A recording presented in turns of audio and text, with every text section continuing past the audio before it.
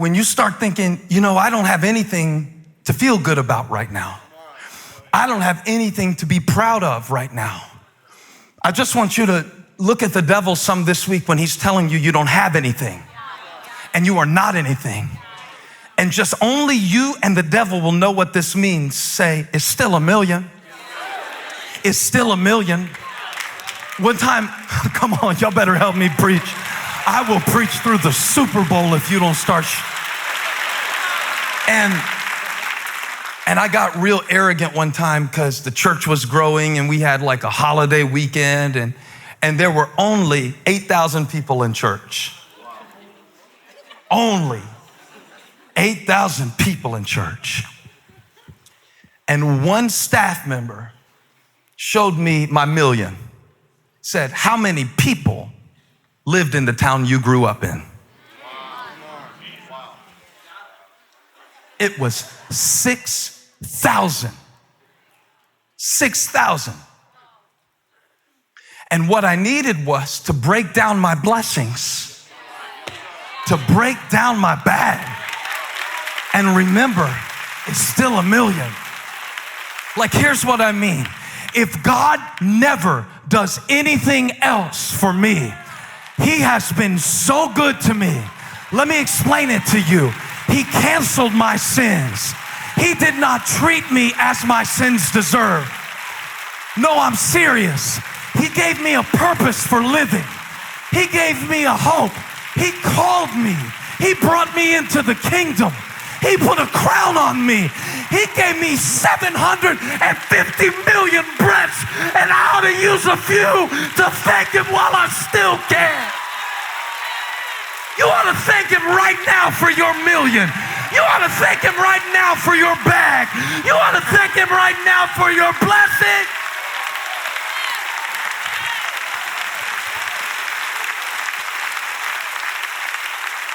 Still a million. It's still a million.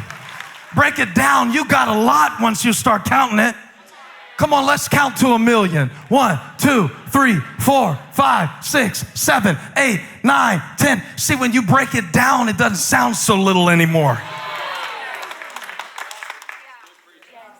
Break down your blessings and then invest it back.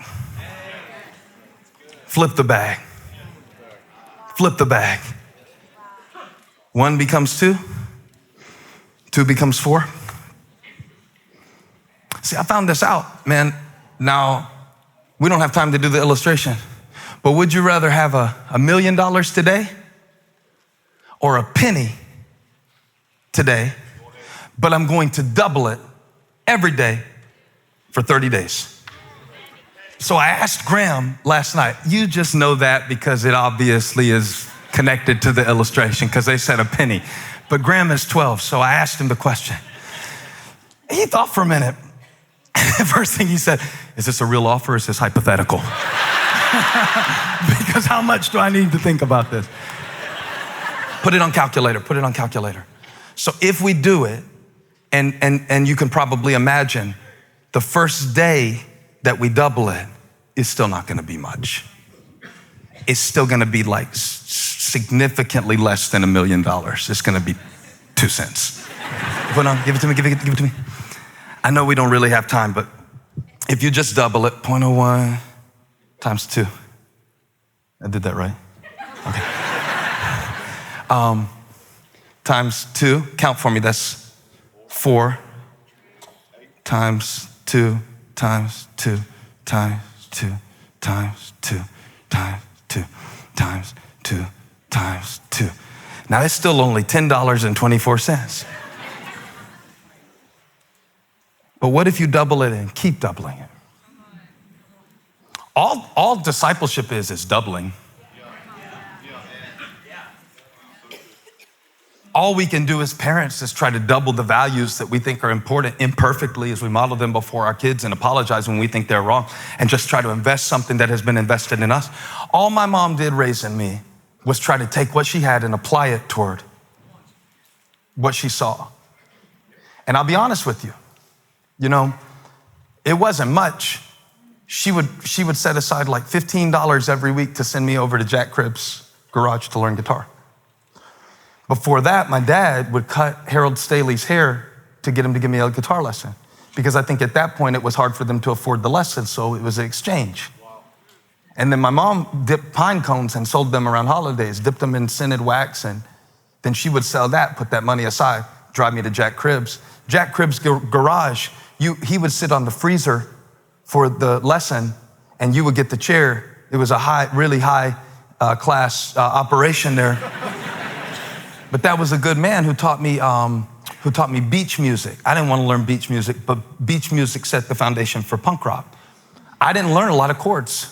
To this day, I don't know a lot of music theory. I know a little bit, but it's not how many chords you know. It's not how many bags you have. It's not how much education you have. It really isn't. It really isn't. I mean, I promise you, there are educated fools and there are brilliant idiots.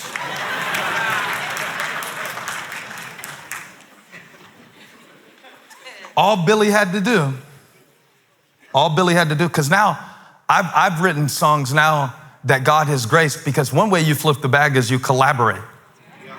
And my favorite collaborator in the world is Chris Brown. There's nobody creatively, Beth, that I would rather collaborate with than Chris.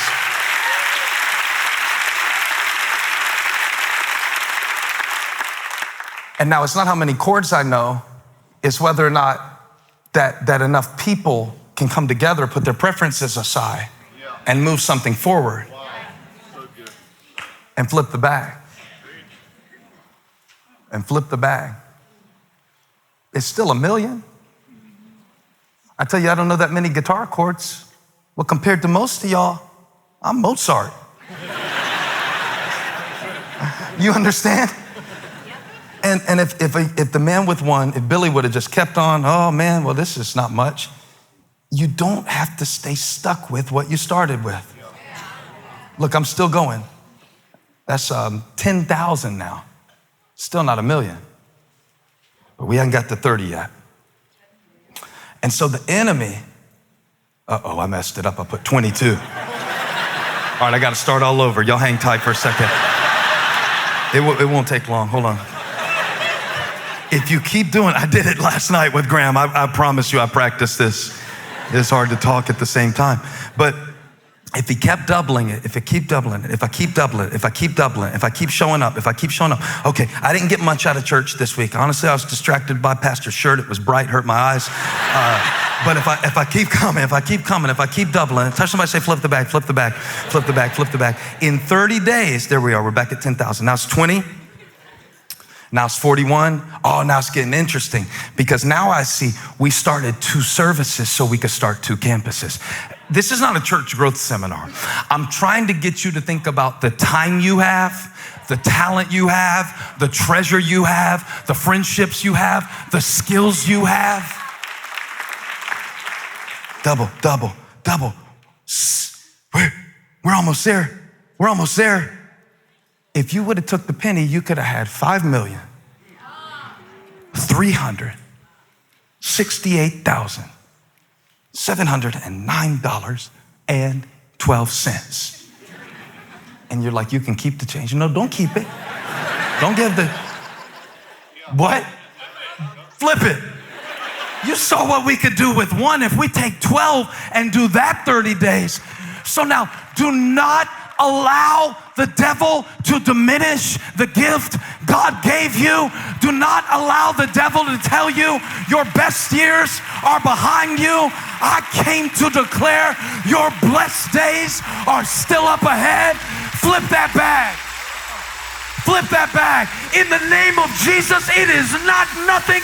It is more than enough. There is a gift inside of you that man did not deposit. It came from the Master. Y'all aren't shouting like people who just found out I've got something eternal down inside of me. So he said, flip the bag. Starts with your belief about God. B-A-G. belief about God. Until you flip that, you will always operate in fear like Billy instead of faith like Freddie. You will always hide what God gave you. The way that the text ends where you were like, oh, that doesn't sound like my loving, good Father. Throw him out, gnashing of teeth. That was his experience of the master that was based on his perception that was not rooted in reality. Do you know how I know? Here's how I know. He said, I knew you were a harsh man. I knew you harvest where you didn't scatter and you reap where you didn't sow. See, he thought God was trying to get something out of him that God didn't put in him. Here's what I know about God. Here's what I believe about God. He never makes a withdrawal where he did not make a deposit.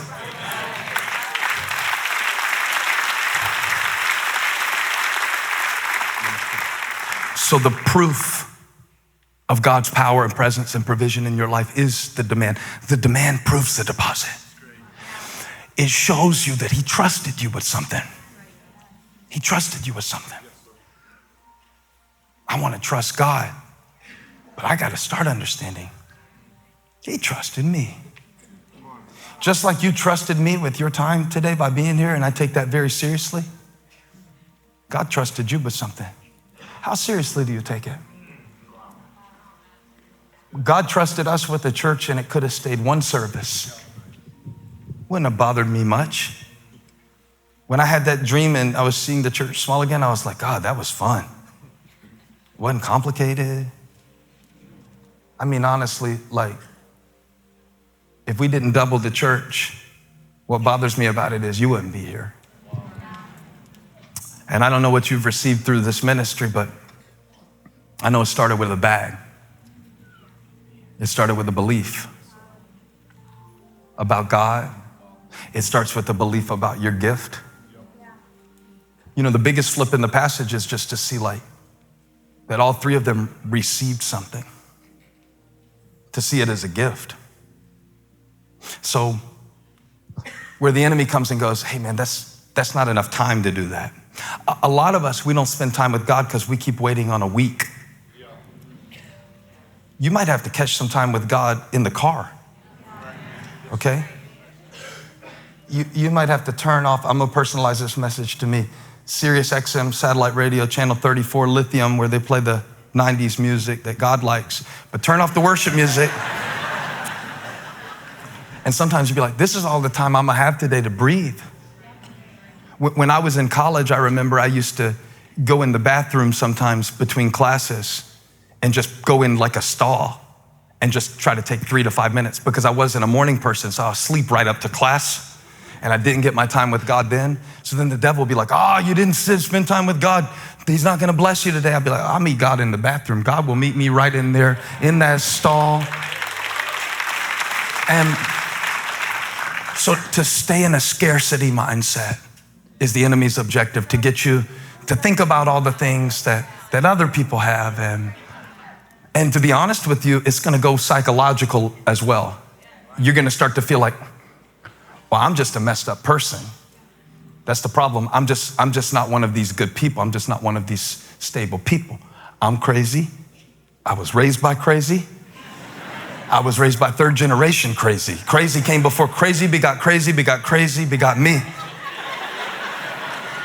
And if that's going on in your mind too, you will hide what is his. You will hide what is his. So what I mean is when we live afraid and when we don't double what we've been given, not only do others miss out, but we end up in a place of darkness and isolation, wondering what we could have done with one bag. So I want to say to you that as I look over my life today, I think I've done a lot with what God gave me. And yet, there comes a point where all of us must decide, do we want to double it again? Or should we stay in a scared place or a scarce place? Hey, thank you for watching. Make sure you subscribe to this channel so you don't miss a single video or live stream, and share this video with a friend. And don't forget, you can join me live every Sunday. Thanks again for watching.